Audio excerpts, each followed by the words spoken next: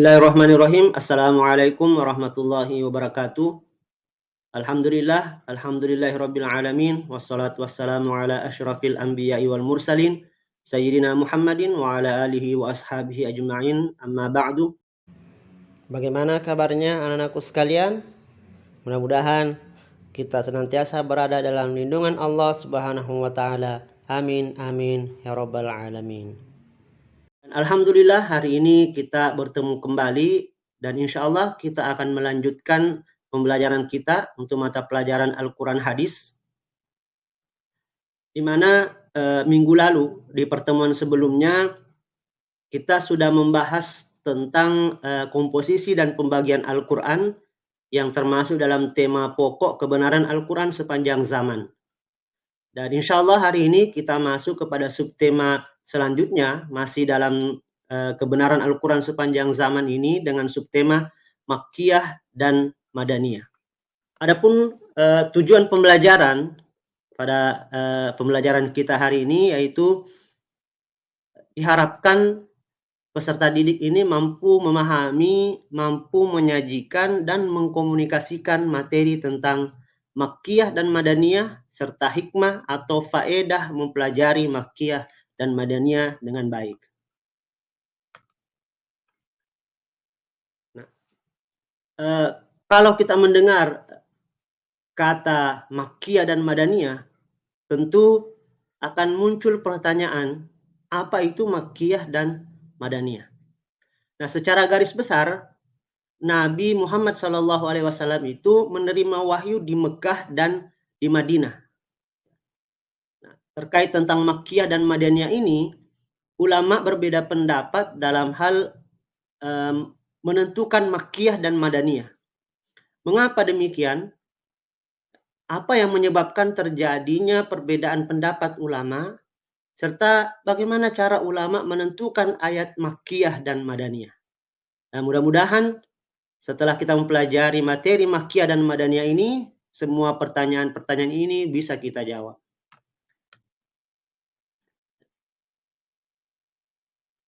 Berikut ini tentang pengertian Makkiyah dan Madaniyah. Kata Makkiyah ini merupakan kata sifat yang disandarkan kepada kota Mekah. Jadi istilah Makkiyah, istilah Madaniyah ini dinisbahkan dari nama kota yang pernah ditempati oleh baginda Nabiullah Muhammad SAW untuk menyebarkan ajaran agama Islam. Jadi Makkiyah kata sifat yang disandarkan kepada kota Mekah, begitupun dengan Madaniyah yaitu kata sifat yang disandarkan kepada nama kota Madinah. Nah, tentu terkait dengan Makkiyah dan Madaniyah ini, ulama tentu tidak mendefinisikan Makkiyah dan Madaniyah hanya terpaku pada pengertian yang sangat sempit, ya. Melainkan juga ulama sebahagian memberikan pengertian Makkiyah dan Madaniyah dengan melihat beberapa unsur atau beberapa aspek tertentu. Sebagaimana yang dikemukakan tadi bahwa Makkiyah dan Madaniyah itu tidak bisa diartikan secara sempit, tidak bisa hanya terpaku pada satu aspek saja, akan tetapi harus dilihat dari beberapa aspek. Nah, di sini kita bisa lihat bahwa untuk menentukan atau untuk memberikan pengertian tentang Makkiyah dan Madaniyah, kita bisa melihat dari 3 aspek. Yang pertama yaitu dari segi waktu atau aspek waktunya. Nah, kalau kita melihat aspek waktu, maka yang disebut surah atau ayat Makkiyah yaitu ayat atau surah yang turun sebelum hijrah, ya. Jadi sebelum Nabi hijrah. Meskipun ayat itu turun bukan di Mekah. Intinya sebelum Nabi hijrah dimanapun ayat itu turun, kalau kita melihat dari aspek waktu, maka itulah yang disebut sebagai ayat atau surah Makkiyah. Nah, sedangkan Madaniyah, ya, kalau kita lihat dari segi aspek waktu, maka seluruh ayat atau seluruh surah yang turun setelah Nabi hijrah, meskipun ayat atau surah tersebut bukan di Madinah, meskipun ayat atau surah tersebut bukan turun di Madinah. Jadi di sini kelihatan bahwa kalau kita melihat aspek waktu, maka batasannya adalah sebelum dan sesudahnya hijrah baginda Nabiullah Muhammad SAW.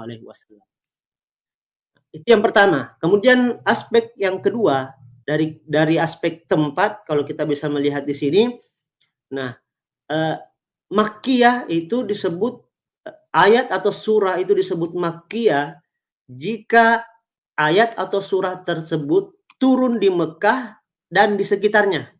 Ya, turun di Mekah dan di sekitarnya, baik itu di Mina, Arafah, Hudaybiyah dan lain-lain yang ada kota-kota atau tempat-tempat yang berada di sekitar kota Mekah. Maka jika ayat atau surah tersebut turun di tempat itu, maka itulah disebut sebagai ayat atau surah Makkiyah. Kalau kita melihat dari aspek tempat. Nah, begitupun Madaniyah. Segala ayat atau surah yang turun di Madinah dan sekitarnya. Ya, seperti di Uhud, di Kuba, di Sil, dan tempat-tempat yang lain yang ada di sekitar Madinah. Jadi kalau ada ayat atau surah yang turun di tempat-tempat tersebut, maka dari aspek tempat, maka itulah yang disebut sebagai surah atau ayat Madaniyah. Nah, kemudian aspek yang ketiga yaitu sasaran. Artinya ayat atau surah itu ditujukan kepada siapa. Nah, kalau kita melihat aspek sasaran, maka ayat atau surah Makkiyah itu apabila ayat atau surahnya itu ditujukan kepada penduduk Mekah. Begitupun untuk surah atau ayat Madaniyah. Jika ayat atau surahnya itu ditujukan kepada penduduk Madinah, maka itu disebut sebagai ayat Madaniyah atau surah Madaniyah. Jadi disinilah letak perbedaan ulama. Kenapa? Karena ada yang memberikan pengertian Makkiyah dan Madaniyah itu dari beberapa aspek ini. Ada ulama yang memberikan pengertian Makkiyah dan Madaniyah melihat dari aspek waktu. Ada juga ulama yang memberikan pengertian Makkiyah dan Madaniyah itu dari aspek tempat. Bahkan ada yang memberikan pengertian Makkiyah dan Madaniyah itu dari aspek sasaran. Nah, kemudian selanjutnya, kalau kita membaca Al-Quran, kita melihat ayat-ayat Al-Quran, nah, bagaimana kita bisa mengidentifikasi kalau ayat tersebut atau surah tersebut apakah termasuk Makkiyah atau Madaniyah? Maka salah satu yang bisa menjadi alat bantu kita yaitu dengan rumusan terkait tentang ciri-ciri surah Makkiyah. Jadi yang pertama, ciri-ciri surah Makkiyah di sini, ayat-ayat pada surah Makkiyah itu tergolong pendek. Ya. Misalnya dalam beberapa surah atau beberapa ayat yang ada di juz 30, juz Ammah. Di situ surah-surahnya itu pendek-pendek, ayat-ayatnya pun tergolong pendek. Nah, kemudian gaya bahasa dan kalimat dalam ayat surah Makkiyah itu cenderung kuat dan keras. Ya. Jadi kuat dan keras dalam artian tanda petik ya, tanda kutip, bahwa ini kan sesuai dengan apa yang dijelaskan sebelumnya, siapa yang ditujukan ayat tersebut. Ya. Siapa yang ditujukan ayat tersebut. Sehingga seperti yang kita ketahui, di awal-awal Islam itu ketika Nabi awal-awal berdakwah itu banyak sekali mendapat tantangan, banyak sekali mendapat rintangan dari kaum kafir Quraisy, maka gaya bahasa dan kalimat dalam ayat yang terdapat pada surah atau ayat-ayat Makkiyah itu cenderung kuat dan keras. Karena melihat aspek yang dituju ayat tersebut. Nah, kemudian yang ketiga, umumnya akhir ayat surah Makkiyah itu menggunakan sajak. Ya.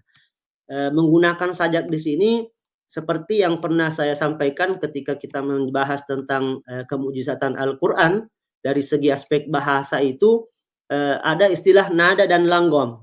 Ya. Dan ini bisa kita lihat dari beberapa surah atau ayat Makkiyah. Misalnya Quran surah Al-Ikhlas. Ya. Jadi ujung-ujungnya itu Qul huwallahu ahad, Allahus samad, lam yalid, walam yulad.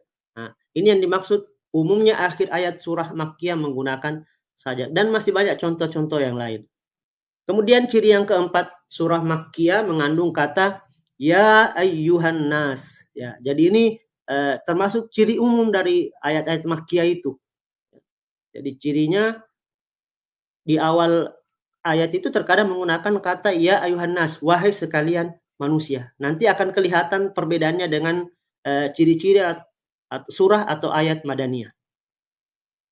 Nah, yang kelima, ayat Makkiyah atau surah Makkiyah itu banyak mengajarkan ajaran tauhid dan akidah serta perintah dan beribadah pada Allah Subhanahu wa taala. Nah, seperti yang kita ketahui bersama bahwa Nabi itu berdakwah di dua tempat ya. Kita biasa menggolongkannya itu dua tempat. Nabi berdakwah di Mekah, kemudian hijrah ke Madinah. Nah, di Mekah inilah awal-awal ketika Nabi berdakwah. Nah, tentu yang didakwahkan itu adalah ajaran tauhid, ajaran keimanan, hal yang menyangkut tentang akidah. Maka kemudian ayat-ayat yang turun pun menyangkut terkait tentang tauhid ataupun akidah, ya. Supaya orang-orang Mekah pada saat itu atau orang-orang yang ada di Jazirah Arab di sana itu bisa memeluk agama Islam, bisa menerima ajaran yang dibawa oleh baginda Nabiullah Muhammad SAW. Maka banyak ayat ya yang terdapat dalam surah Makkiyah atau disebut ayat-ayat Makkiyah itu mengajarkan tentang tauhid dan akidah. Kemudian ciri yang lain banyak membahas mengenai hari kiamat, hari kebangkitan dan hari pembalasan beserta gambar surga dan neraka.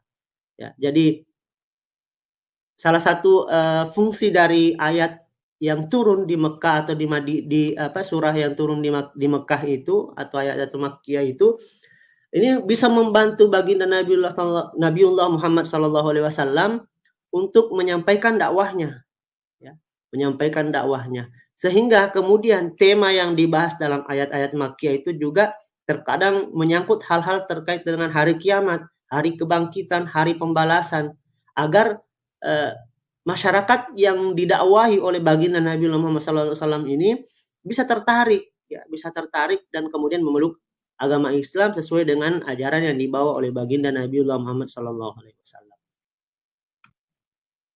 Kemudian selanjutnya ciri-ciri surah atau ciri-ciri ayat Madaniyah. Nah, yang pertama ayat-ayat pada surah Madaniyah tergolong panjang-panjang. Ya. Jadi misalnya di surah Al-Baqarah, surah Ali Imran dan surah-surah yang lain itu tergolong ayat-ayatnya itu panjang-panjang. Kemudian gaya bahasa dan kalimat dalam ayat surah Makkiyah itu cenderung agak lembut karena sasaran yang dituju untuk ayat-ayat ini juga berbeda dengan sasaran atau tujuan ayat-ayat yang turun di Mekah atau ayat-ayat Makkiyah. Nah, kemudian surah Madaniyah mengandung kata ya ayyuhalladzina amanu. Nah, disinilah letak perbedaannya tadi. Kalau di surah Makkiyah